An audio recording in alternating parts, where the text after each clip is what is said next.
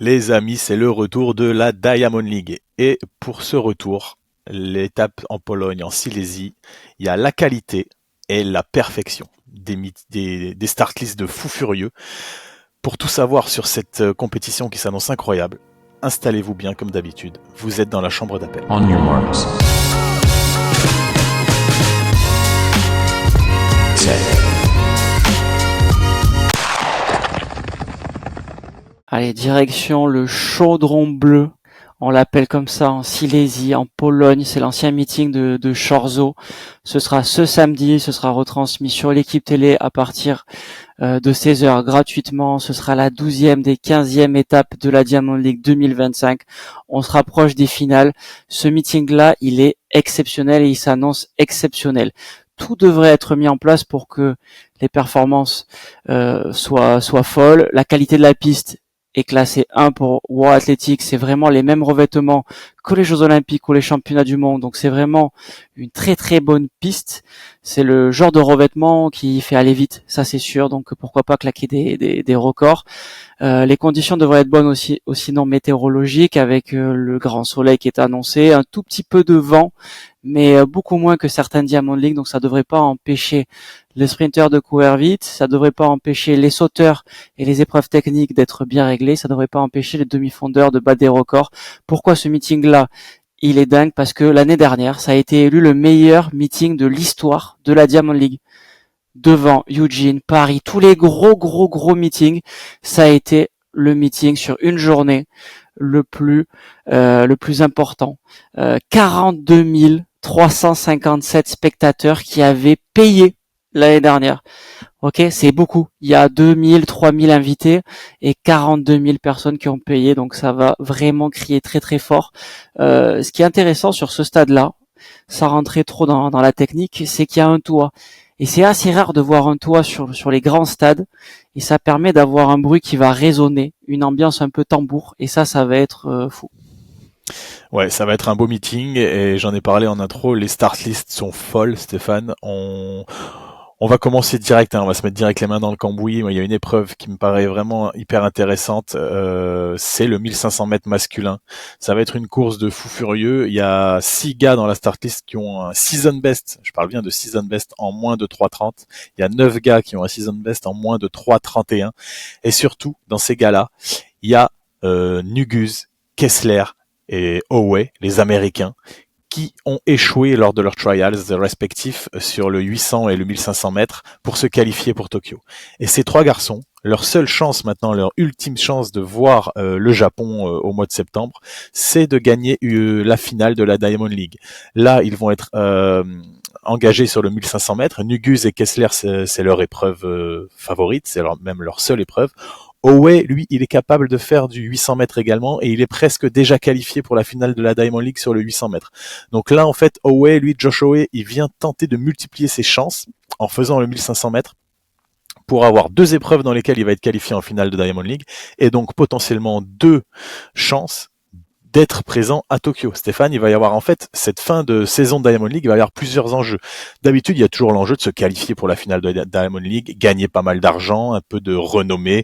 Sacha Zoya l'année dernière avait gagné la Diamond League, c'était quelque chose, la finale de la Diamond League, c'était quelque chose, voilà, une belle renommée, un beau petit chèque, sympa. Mais là, au-delà de ça, cette année, et c'est là où je trouve que World Athletics, on peut les critiquer de temps en temps, mais ça amène quelque chose d'intéressant, c'est que il y a encore des tickets en jeu pour les championnats du monde de Tokyo, pour ceux qui ont raté leur sélection nationale, qui sont à coup près, comme les trials US ou jamaïcains, et c'est super intéressant, ça met de l'enjeu encore plus, au-delà de la rivalité entre les athlètes, il y a cet enjeu-là qui va être vraiment hyper intéressant à suivre.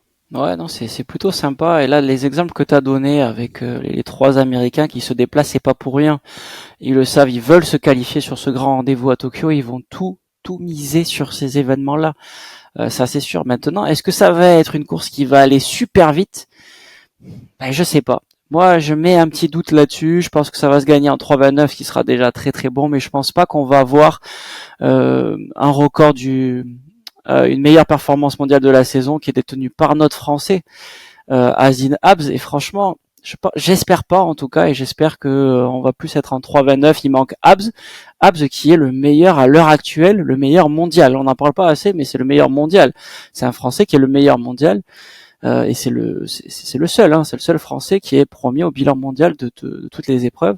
Il y a Koch, le Kenyan, qui sera pas là non plus, le junior, qui nous avait vraiment ébloui à Charletti en finissant juste derrière Habs. Il manque Georges Mills, il me semble, également, qui n'est pas là, qui est le troisième meilleur performeur mondial de la saison, pareil dans la même course à Paris Charletti le 20 juin. Voilà, je sais pas si ça va aller très vite, mais peut-être Festus Lagat qui a fait 3,29,0 cette année, peut-être que s'il y a un très bon lièvre, pourquoi pas. Attention à Nordas aussi, le Norvégien, qui a un très gros finish. Mais de toute façon, ces Américains là, ils viennent pour marquer des points à la Diamond League pour se qualifier pour la finale de Zurich. Pour l'instant, Nuguz, il est 12e et les autres n'ont pas couru de 1500 mètres encore, Kessler et Howe. Donc eux, il faut qu'ils marquent des gros points pour intégrer la finale de la Diamond League de Zurich. Donc eux, ils ont tout intérêt à ce que ce soit entre guillemets un petit peu tactique ou que, en tout cas, ils prennent les choses en main et qu'ils soient aux avant-postes. Parce que eux, faut qu'ils marquent des points pour être qualifiés à Zurich, pour qu'ils puissent se donner une chance d'être qualifiés pour Tokyo. Le chemin est super long pour ces trois athlètes et moi, c'est vraiment pour ça que je trouve que c'est la discipline à suivre sur ce meeting. Parce que il y a vraiment des enjeux à plusieurs étages, il y a plusieurs tiroirs d'enjeux et ça va être vraiment hyper intéressant. Quand je dis que c'est la discipline à suivre, évidemment, on vous a fait un focus là-dessus. La discipline à suivre, ce sera le 100 mètres masculin. Allez écouter notre podcast là-dessus, vous allez voir, il y a vraiment là aussi une course de fou furieux. Mais le 1500 mètres masculin s'annonce comme quelque chose vraiment de très divertissant sur ce meeting de Silésie et même après pour les meetings qui vont suivre, parce que vu que ces garçons ils sont à la recherche de points, ils vont aller courir à Bruxelles. C'est une certitude qu'ils seront là à Bruxelles pour marquer des points aussi et se donner l'opportunité de pouvoir courir à Zurich pour se qualifier pour Tokyo. Je le répète, c'est l'enjeu pour les Américains, ces trois-là, de cette fin de saison. Il y a beaucoup d'enjeux sur ce meeting de Silésie. On le voit, il y a beaucoup d'athlètes qui se battent, en tout cas avec leur agent, pour rentrer dans ce meeting-là de la Diamond League. Et voilà, c'est pas pour rien. Ils le savent, ils prévoient une planification et ils sont sûrs de. On va passer aux 100 mètres et femmes, là aussi, avec du monde, du beau monde. J'ai envie de dire, même s'il manque peut-être la chouchou de Alex, Grace. Grace Stark. Ouais. Ouais, c'est vrai que j'aime bien, mais bon, je préfère Masai Russell quand même. Ah, ça va. Techniquement, je trouve ça plus sympa. Mais oui, il y a une vraie course. Et ce qui est intéressant sur cette course, Stéphane, c'est que elles sont beaucoup d'engagés et ça va être en mode série finale, un peu comme un championnat du monde. Et en fait, il y a tellement d'athlètes vraiment fortes dans qui sont engagés en Pologne là qu'ils ont été obligés de faire série finale et c'est vraiment cool. Il y a quand même 7 filles qui ont déjà couru en 12,40 ou moins cet été, donc season best encore, donc c'est digne d'une finale mondiale quand même. Il y a 7 filles en moins de 12,40, c'est assez impressionnant. Il y a la présence de la recordwoman du monde en salle, Charlton, la recordwoman du monde en extérieur à Musan et de la championne olympique, Masai Russell. Ça va être quand même, ça annonce une vraie belle course. Ça va se résumer certainement à un match USA-Jamaïque. Il y a Nugent, Williams, Taper côté Jamaïque et côté américain, et il y a quasiment toute la finale des Royals. Mais on va citer Masai Russell forcément, et il y a Alaisha Johnson qui a couru 12,32 cette année déjà, et surtout c'est là où je voulais en venir également, c'est la présence de Kendra Harrison qui est exactement dans le même cas de figure que les trois garçons sur les 1500 mètres dont on vient de vous parler. Kendra Harrison, elle a fini 4e de ses sélections américaines, elle n'est pas qualifiée en individuel pour les championnats du monde de Tokyo. Il faut qu'elle soit qualifiée pour Zurich et qu'elle gagne la finale de la Diamond League de Zurich pour obtenir sa wildcard pour les championnats du monde de Tokyo. Et c'est pareil que les garçons. Elle, pour l'instant, elle est 9e en termes de points. Elle a 9 points, donc elle est même pas encore qualifiable pour la finale de la Diamond League à Zurich. Elle doit marquer des points en Silésie et à Lausanne là, quelques jours plus tard pour espérer être à Zurich. Et se donner une chance, ça sera même pas sûr pour elle. Il faut que vraiment, quasiment, faut qu'elle fasse podium en Silésie, podium à Lausanne, et faut qu'elle gagne à Zurich pour pouvoir aller à Tokyo. C'est tout l'enjeu de ce 100 mètres féminin. Et dans cette course, on l'a dit, il y a 7 filles sous les 12,40, donc il va y avoir de la concurrence. Le chemin est encore très très long pour les athlètes américains qui sont passés à côté des sélections US pour se donner une chance de voir Tokyo au mois de septembre. Ouais, effectivement. Alors après, moi, je me pose la question de savoir quand même, est-ce que ça me paraît loin, quoi. Je sais pas comment dire, mais Kendra Harrison, je la vois pas gagner la finale, quoi. Je pense qu'il faut vraiment qu'elle essaye. Elle a pas le choix.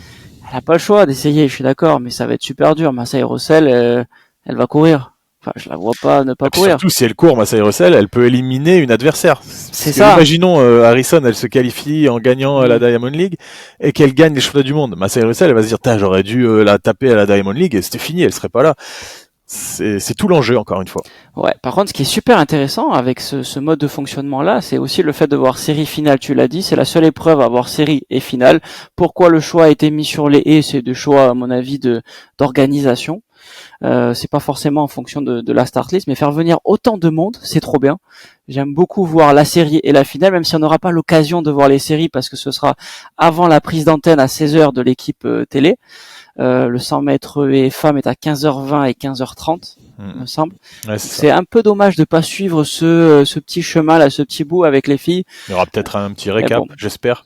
J'espère, j'en doute un peu, mais j'espère. Mais en tout cas, ce qui est sûr d'après moi, c'est que Masai Russell est en très très grande forme et que si elle touche pas de haie, elle va tout rafler. Hein. Ah, c'est encore une course qui risque d'être vraiment vraiment intéressante parce qu'il y aura les européennes également avec la locale de l'étape là, la Pia, on va l'appeler par son prénom à chaque fois parce que si on se vous savez, c'est Skrizkovska, voilà, j'ai essayé. Il y a Nadine Visser qui va être là.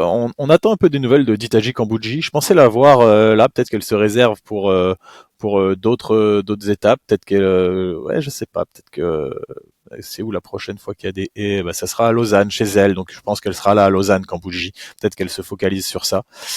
Mais ouais, il y a vraiment même les européennes, il y a du beau monde, donc ça va être une course vraiment folle à suivre encore une fois et avec cet enjeu pour Kendra Harrison supplémentaire qui amène quelque chose, je trouve.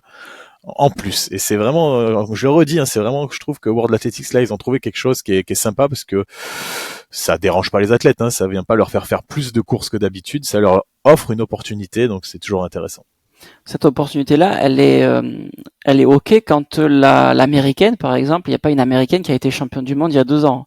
Pour que ce soit bien clair avec ça, là, on va passer aux 100 mètres femmes. On a le même cas qui pourrait se poser. Sha'Carri Richardson, qui va être présente là en Silésie, en Pologne, elle est déjà protégée. Elle a une wildcard qu'on appelle, donc elle est championne du monde en titre. Mais les États-Unis vont déjà amener 3 filles supplémentaires. Les 3 premières des trials américains qui ont eu lieu la semaine dernière à Eugene. Donc ça fait déjà 4 filles. Les États-Unis ne peuvent pas mener 5 filles. Ouais. Pour être concret, si Jessica Sears, qui ne s'est pas qualifiée en individuel lors des trials, gagne la finale de Zurich, elle n'ira pas à Tokyo parce que il y a déjà 4 américaines, c'est maximum 4 par pays. Par contre, dans ce cas-là, il y a des opportunités pour d'autres pays et on va en parler. Alors là, sur cette course, le 100 mètres féminin, la favorite, ce sera Melissa Jefferson. De toute façon, en l'absence de Julian Alfred, elle est blessée. A priori, c'est une blessure au tendon d'Achille, donc elle est forfait pour Silésie, pour Lausanne et pour toutes les compétitions, je crois, jusqu'à Tokyo. Je suis assez inquiet pour elle. Ça tombe vraiment mal, ces blessures au tendon d'Achille. Et voilà, petite parenthèse, je trouve qu'il y a de plus en plus de tendinopathie d'Achille, qu'il y a de plus en plus de blessures au tendon d'Achille, et il faudrait vraiment qu'on prenne le temps, Stéphane, je pense, un de ces quatre, de vraiment faire un peu des statistiques là-dessus sur il y a 10 ans et maintenant, essayer de faire un rapport avec peut-être les chaussures carbone. On sait que Sacha Zoya a arrêté de les utiliser parce que ça lui causait des tendinites d'Achille. Voilà, c'est la parenthèse, on va la refermer, mais je pense vraiment que c'est un sujet qui pourrait être intéressant à explorer un de ces jours.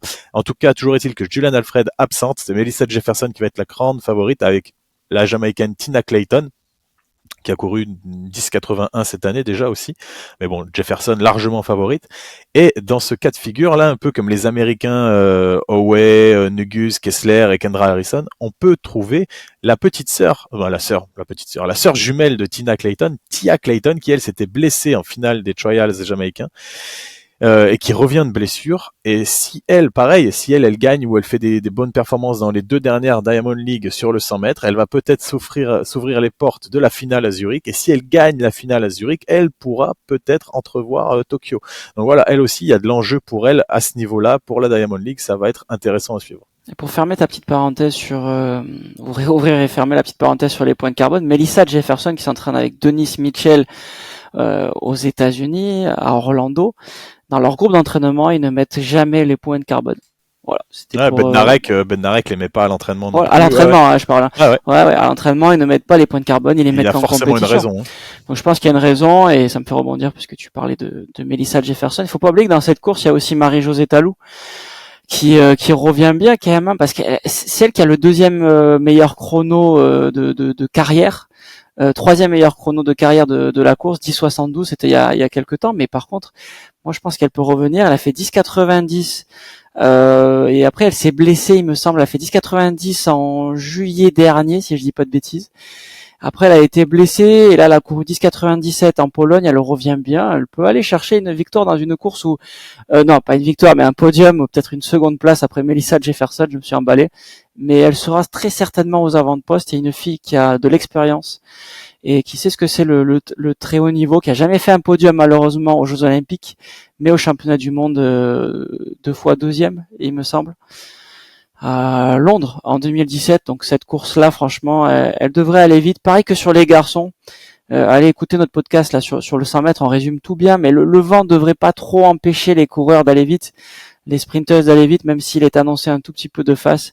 Mais j'espère revoir une Melissa Jefferson en moins de 10,80, ce sera déjà très beau. Ouais. Et il y a quelque chose qu'on va suivre avec attention, Stéphane. On va être curieux de voir un peu où en est Sha'Carri Richardson ouais, suite à ses déboires sportifs et extra-sportifs des trials américains, parce que voilà, pareil, on a fait un podcast là-dessus. On a fait beaucoup de podcasts en fait, Stéphane. Faut vraiment aller tout écouter, les amis.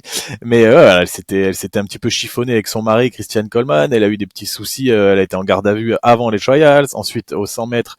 Elle avait pas forcément besoin de se qualifier, puisque Stéphane l'a dit tout à l'heure, elle était tenante du titre, mais elle a fait un petit 11,07 en série, ce qui était mieux que son début de saison, mais pas fou quand même. On a hâte de voir où elle en est et si ça continue de monter en puissance. Et surtout, elle s'était fait sortir en série du 200 mètres aux sélections US, donc elle ne sera pas non plus aux 200 mètres à Tokyo. Donc voilà, on a hâte de voir un peu comment Sha'Carri Richardson se remet de toutes ses émotions. Si elle est sur une phase ascendante et qu'elle va aller dans la bonne direction et arriver en forme à Tokyo, et pourquoi pas créer la surprise vraiment monumentale, ça serait quand même assez intéressant. Après, les champions, on sait qu'ils sont capables d'être là le jour J, donc on verra avec Sha'Carri. Premier élément de réponse samedi en clôture du programme de ce meeting de Silésie à 17h53 sur la chaîne L'équipe. On passe au 400 mètres haies et on va s'accorder un peu de temps sur quelques épreuves comme le 400 mètres haies, le 1500 femmes ou la longueur femme. Et d'abord le 400 mètres haies avec le retour de Warholm, le phénomène norvégien, le recordman du monde du 400 mètres haies. On est obligé d'en parler parce qu'il revient d'une blessure. Il s'était fait un peu ouvrir en deux il y a quelques semaines. Franchement, s'il revient, c'est pas pour rien. Moi, je le vois être très fort, prendre la meilleure performance mondiale de la saison à Ray Benjamin. Je pense que c'est son objectif. En tout cas, il faudra qu'il réalise moins de 46,54. Moi, je pense que c'est possible si les conditions sont bonnes, ce qui devrait être le cas. Et moi, je le vois être aux alentours de 46,5, 46,4. Dans cette course, il va affronter Samba, ouais, c'est ça. Paris, ouais. Abderrahmane Samba qui a fait un 47,09 très probant en début de saison, là aussi un peu oublié là ces dernières semaines. On dirait quand même que c'est des athlètes d'expérience, on le sait. Ils se préparent pour le grand championnat, ils sont malins. Ils ont recréé un tout petit peu de cycle d'entraînement et ils vont être prêts au bon moment, c'est une évidence. Moi, j'avais vu que du coup Warholm n'avait pas couru depuis le 15 juin à Stockholm, donc ça fait 2 mois tout pile. Et toi, tu dis qu'il était blessé. T'as des infos là-dessus? Ouais, j'avais vu qu'il avait une tension quelque part et qu'il voulait pas se représenter en meeting. Je l'avais vu passer. Ouais, je sais plus où c'était exactement. Mais ouais, ça me parle, ouais. Bon, en tout cas, s'il revient en compète, c'est que ça va mieux Ouais. et connaissant Warholm, il sera directement dans le bain. Mais en tout cas, avec son début de saison, ce qu'il avait fait sur le 300 mètres haies, les records du monde à foison, on pouvait espérer vraiment qu'il soit en très très grande forme. C'est vrai que là, il n'a pas couru depuis 2 mois, donc on va voir. Il lui reste un mois avant Tokyo, donc on espère pour lui qu'il va être sur une belle dynamique et que ça va pouvoir refaire un petit duel avec Ray Benjamin et Alisson Dos Santos, parce que là il va être un petit peu seul au monde, je pense, dans cette course, parce que Samba et tous les autres concurrents, sans leur manquer de respect, sont quand même un cran en dessus en termes de talent et de classe par rapport à Karsten Warholm. Une autre course qui nous intéresse particulièrement, le 1500 femmes avec une start list vraiment monumentale. C'est une très très grosse start list, sans française, Sarah Delgué qui est la championne de France un peu surprise du 1500 mètres devant Agathe Guillemot qui sera pas non plus présente en Pologne, mais une belle start list avec Chebet, Béatrice Chebet qui est inscrite sur le 1500 mètres. Elle a un record à 4,06 au 1500 mètres. Béatrice Chebet, c'est pas n'importe qui. C'est vraiment pas n'importe qui. C'est une des plus grandes, demi-fondeuses qu'on a eu la dernière décennie, d'après moi. Championne olympique du 10 000, championne olympique du 5000 à Paris. Devant Kipiegon. Devant Kipiegon, ouais, l'été dernier. Deuxième des championnats du monde en 2023. Troisième des championnats du monde en 2022. Franchement, cette fille-là, elle marque les esprits par sa régularité. Elle est tout le temps présente. Pourquoi? À 1500. Mais toi qui es spécialiste du 1500, Alex, comment tu vois les choses? Déjà, faut savoir qu'on l'a comparé vite fait à Kipiegon. On a dit qu'elle était devant Kipiegon aux 5000 mètres. Et Kipiegon, elle est entre guillemets sur une fin de carrière. Chebet, elle est de 2000, donc elle a 25 ans. Elle est vraiment dans la fleur de l'âge. Moi, je pense que Chebet, elle va écraser les disciplines de demi-fond dans les années à venir, notamment le 5 et le 10 000 mètres. Là, je pense qu'elle veut un peu aller se tester sur 1500 mètres. C'est malin, ça fait un peu tourner les jambes un peu plus vite. À quelques semaines du grand rendez-vous de Tokyo sur 5000 et sur 10 000, c'est pas mal. Peut-être même qu'elle s'était dit, je vais aller me confronter à Kipiegon, mais Kipiegon, elle fait pas le 1500 mètres en Silésie, elle fait le 3000 mètres, qui normalement aurait dû être l'épreuve de Chebet, qui avait échoué pas loin du record du monde en début de saison. Elle avait fait, je crois, 8-10 ou 8-11 au 3000 mètres, ce qui est fou quand on sait que le record du monde c'est 8-06 par les Chinoises il y a quelques années de ça, bien bien dopé. Donc Chebet, je pense que c'est une des futures, c'est la future reine, tu l'as dit Stéphane, du demi-fond et du fond sur la piste. Là, on parle de Chebet sur le 1500 mètres comme favorite, mais tu l'as dit, record à 4,06, pas foufou. La vraie favorite de la course, ça sera Welteji, qui elle a un record à 3,51, qui est très très forte. Il y aura également dans cette course Tsegay ou Interbell qui seront également à suivre avec des records à 3,52, 3,54. C'est vraiment des filles qu'il va falloir suivre de très proche, pardon. Mais Chebet, j'ai l'impression, moi, qu'elle va être très forte sur le 1500 mètres et que c'est possible que, déjà qu'elle explose son record, c'est sûr, elle va faire mieux de 4,06, elle va faire mieux que 4 minutes. Mais moi, je la vois même, je la vois même sous les 3,50 et je sais pas si elle va pas là-bas pour essayer de taper le record du monde de Kipiegon. Waouh, ouais, ce serait dingue. Mais en vrai, c'est la curiosité, à mon avis, de ces championnats. Enfin, franchement, les purs spécialistes qui nous écoutent doivent se dire, ok, là, il y a une curiosité parce que elle est recordman du monde du 10 000, elle est recordman du monde du 5000, elle est recordman du monde du 5 km. Elle est une des meilleures performances, tu l'as dit, sur 3000 mètres de tous les temps. Elle a jamais fait de 800. Alors on pourrait se dire l'entonnoir, on sait pas trop, mais elle a jamais fait de 800. Bon, ok, 1500, elle a fait 4,06 dans une course très tactique, anaérobie à 2 ans. Franchement, cette fille-là, moi, j'ai vraiment hâte de la voir. Alors, moins de 3,50, est-ce que tu t'emballes, est-ce que tu t'emballes pas? Je pense que je m'emballe, on va pas se mentir, mais en fait, j'aimerais beaucoup, j'aimerais beaucoup. Mais ce serait fou. Je trouve qu'elle a une foulée magnifique. Dingue. Ouais, c'est vrai, c'est vrai. Et puis ça confirmerait ce qu'on dit depuis quelques années en se disant, les filles qui font du 1500, si elles ont le bon programme, elles peuvent être très fortes sur 3000, très fortes sur 5000. Celles qui sont très fortes sur 5000, 3000, et c'est le cas de beaucoup de Kédiens, elles font de la vitesse. On croit souvent qu'elles font que du long, elles font pas que du long. Elles font des côtes, elles font de la muscu, elles font de la vitesse, peut-être pas de la vitesse comme nous, on en fait en Europe, mais elles font de la vitesse. Donc si cette fille-là, elle arrive à faire moins de 3,54, 3,53 pour son premier vrai 1500 mètres, ça veut dire qu'elle a le potentiel pour faire record du monde. Et ce qui serait drôle, c'est que Chebet batte le record du monde de Kipiegon sur le 1500 mètres et que pendant ce temps-là, Kipiegon batte le record du monde du 3000 mètres dans la course hors Diamond League qui va y avoir le même jour en Pologne.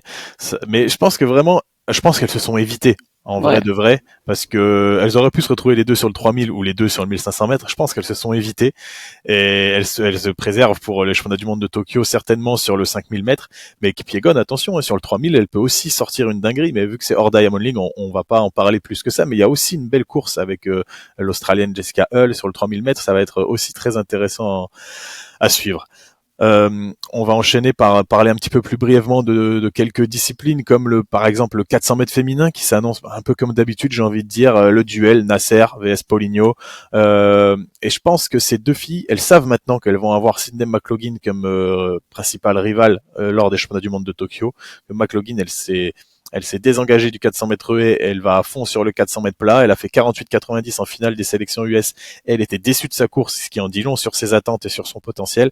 À mon avis, Nasser et Poligno, là, elles vont avoir envie, au-delà du duel qu'elles se mènent entre elles depuis quelques années maintenant, elles vont vouloir taper un grand coup de poing sur la table pour montrer un petit peu à McLaughlin que c'est elle les spécialistes du 400 mètres et essayer de la faire douter. Mais j'ai peur que ce soit un coup d'épée dans l'eau parce que McLaughlin, je pense pas que ce soit une fille qui doute beaucoup. Et McLaughlin, moi je l'ai déjà dit, je pense qu'elle va être capable de faire 48-20. Mais Nasser et Poligno sont capables de faire 48-20. Et si les trois en finale à Tokyo sont autour de 48-0, 48-20, ça va faire une course de fou, Stéphane. Moi, c'est une course que j'attends avec impatience. Pas forcément celle-ci en Silésie, mais celle avec McLaughlin à Tokyo. Moi, ce que j'attends dans cette course-là, hein, à Silésie, c'est que la meilleure performance mondiale de la saison soit battue. C'est 48-67. Ça a été fait le 5 avril. Ouais. Le 5 avril à Kingston en Jamaïque, sur le Grand Slam Track. Nasser avait couru 48-67. On s'est tous dit, vas-y, c'est bon, elle va battre le record du monde. Il faut gagner une seconde. On sait que sur 400, c'est possible. Finalement, elle a fait que régresser. Elle a pas fait mieux que le 5 avril dernier. Donc ça, c'est assez fou. Là où Paolino est montée en puissance, à Charletti, elle fait 48,81. C'est la deuxième meilleure performeuse mondiale de la saison. Ça a été fait le 20 juin. Sydney McLaughlin, tu l'as dit, 48,90. Moi, ce que je veux, c'est une meilleure performance mondiale de la saison, 48,4, 48,3. Par contre, là où je te rejoins totalement, Sydney McLaughlin, elle est clairement intouchable. À mon avis, au championnat du monde, elle va être en folie. C'est un de ses plus gros défis de sa jeune carrière, c'est de passer du 400 et au 400 mètres.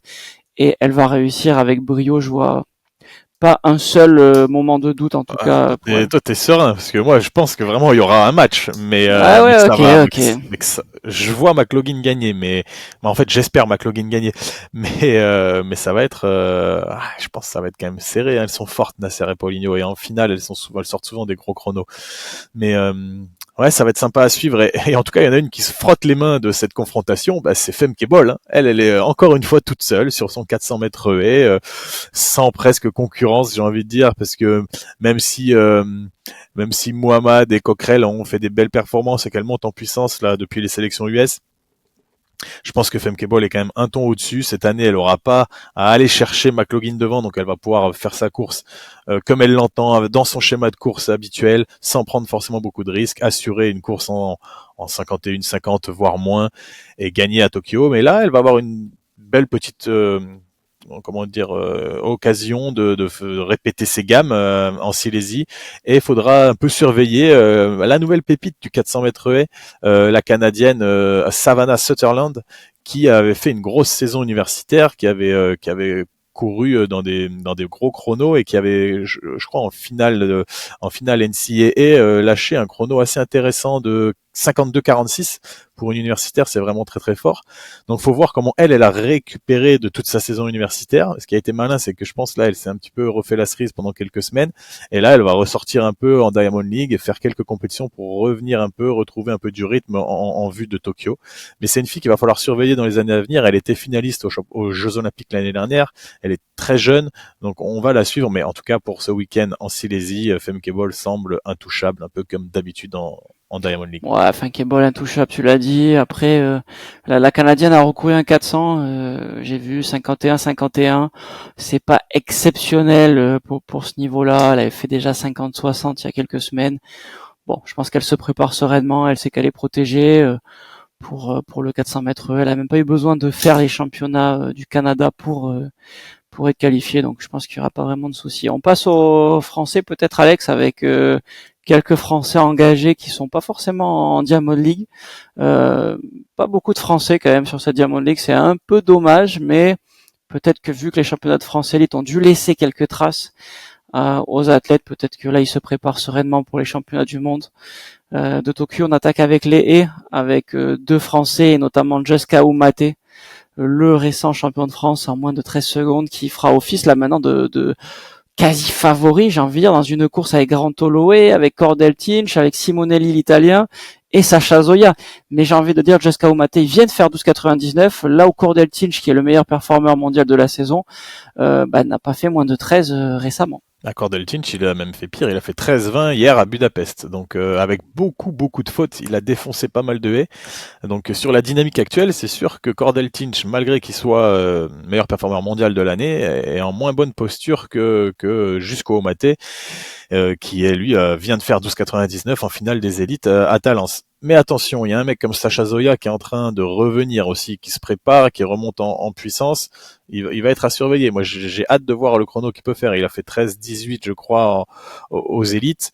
À mon avis, ça va continuer de descendre suffisamment pour être au niveau de Juste. Je sais pas. Juste, lui, son objectif, ça va être dans un premier temps de confirmer, à mon avis, sur un chrono sous les 13-10 pour Jusqu'à Oumete, ça sera déjà très bien. Hein.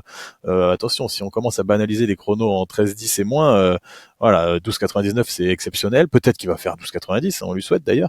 Et dans cette course, il y aura également Grant Holloway, lui qui a un record à 12,81 mais qui plafonne à 13-16 cette année. Donc voilà, ça va être quand même une très belle course qui est hors Diamond League, mais vu qu'il y avait deux Français et pas n'importe lesquels, on voulait vous en parler un petit peu. Stéphane, tu vois quoi comme qui gagnait cette course, toi?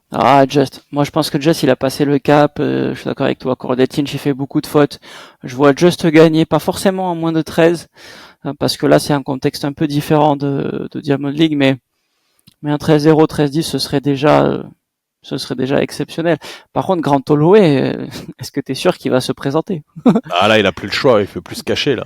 Parce que franchement, Grant Holloway, c'est faire attention à Grant fantôme, Holloway. hein. C'est un fantôme. Moi, je l'enterre pas, même si j'y crois moyen, mais je l'enterre pas parce que c'est un champion. Il est champion olympique, il est recordman du monde en salle, il a la deuxième perf de tous les temps sur le 110. Faut surtout pas enterrer les grands champions. Ça sait renaître. C'est des phénix, les mecs, hein, ils savent renaître de leur cendre. Donc, on va suivre ça avec grande attention. Et qu'est-ce qu'il y a d'autre comme français, Stéphane? Il y a Marie-Julie Bonin au saut à la perche. Ça sera la veille, dans un concours hors Diamond League aussi. Donc, ça sera vendredi. Ça sera pas retransmis. Ça sera en exhibition outdoor, à la place Katowice. Et dans ce concours, il n'y a pas vraiment de stars internationales. Donc Marie-Julie Bonin va aller, elle, continuer de se préparer pour Tokyo. Et c'est un concours où il y aura la sœur de Duplantis, la petite sœur Johanna Duplantis qui sera là. Voilà, qui a elle un record à, je crois, 4,30 et quelques. Donc c'est pas encore du niveau 4,39 son record. C'est pas encore un niveau international fulgurant, mais faut la suivre parce que si elle suit les traces de son frère, on va entendre parler d'elle pendant quelques années encore. Elle progresse, elle est encore jeune, elle a 23 ans. Bon, ça va venir petit à petit. Est-ce qu'elle va vraiment être au niveau de son frère? J'en doute. Mais en tout cas, c'est une famille de perchistes et c'est assez exceptionnel de voir plusieurs noms de famille sur une Diamond League. C'est clair. C'est franchement, c'est super rare. Hilary Kapcha en longueur, là aussi dans un très gros concours, encore une fois, avec Larissa Iapicino, avec Miyambo. Il manque quand même Tahara Davis, Ivana Spanovic, il en manque quelques-unes forcément, mais il y a quand même 5 américaines dans ce concours, et les 5 ont fait plus de 6,80 cette année, donc franchement, je pense que ça va être un beau concours qui va se gagner aux alentours des 6,80, 6,90. Hilary Kapcha, elle peut tirer son épingle du jeu. Iapicino, elle a fait 7,06 cette année. On le sait, elle peut être très forte, mais d'après ce que j'ai pu voir sur les réseaux sociaux, elle avait l'air un peu fatiguée. Donc Hilary Kapcha, possible gagnante de la Diamond League, ce serait assez exceptionnel et ce serait très bien. Ouais, mais c'est sûr. De toute façon, on a l'habitude, c'est un peu tout le temps les mêmes start lists sur les concours de longueur féminin. Quand on est en Europe, il y a les Américaines qui viennent et il y a Iapicino, Pacha, Miyambo. Et après, il y a un ou deux à la marge, mais c'est toujours un peu les mêmes. Et c'est vrai que Kapcha, ça serait bien pour elle qu'elle continue de faire des podiums et qu'elle fasse même une victoire en Diamond League. Ça la mettrait bien en confiance avant avant les championnats du monde de Tokyo. Donc ça, c'est un concours Diamond League, ça par contre. Et les épreuves dont on vous a parlé juste avant, le 110 mètres relais, le saut à la perche, c'était hors Diamond League. Et il y a un autre concours qui est hors Diamond League. Il y a quand même pas mal de courses et de concours hors Diamond League qui vont être de très très très haut niveau en Silésie ce week-end là. Et là, il y a un concours de lancer de marteau masculin et féminin qui va être vraiment incroyable en Pologne. Et il va y avoir la présence du Français Jan Chaussinan. Ça va être assez fou ce concours parce qu'il y a la présence de Karsberg, le Canadien qui est champion olympique. Il va y avoir la présence du Hongrois Alás qui a fait la meilleure performance mondiale de l'année hier à Budapest chez lui avec 83 mètres 19 si je dis pas de bêtises. 18. Ah, je l'avais rajouté un centimètre. Donc vraiment un gros concours. Et il y a aussi la légende locale, la légende polonaise, Fadjek qui va être là à domicile, même si lui il est sur une fin de carrière, il est un petit peu moins en forme ces derniers temps, il a fait que entre guillemets 78 mètres cette année, mais il a un record à presque 84 mètres également.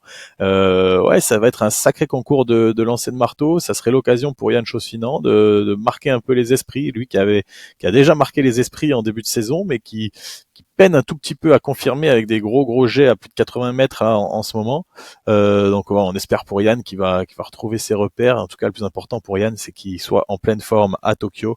J'ai vu dans sa story là qu'il avait une petite gêne à la clavicule. On espère que ça va aller vite mieux et que si jamais il doit faire l'impasse sur la Silésie pour être en forme à Tokyo, Yann, fais pas le con. On veut te voir sur le podium à Tokyo.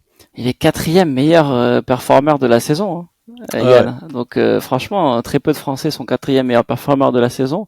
Il a intérêt à prendre soin de son corps et voilà. Mais il faut aussi qu'il confirme son statut. Il faut qu'il relance à plus de 80 mètres en Diamond League et je pense que ce sera aussi la clé pour après affronter les meilleurs parce que les meilleurs, ils seront pas forcément présents tous dans ce concours-là, mais c'est quand même un très très beau concours.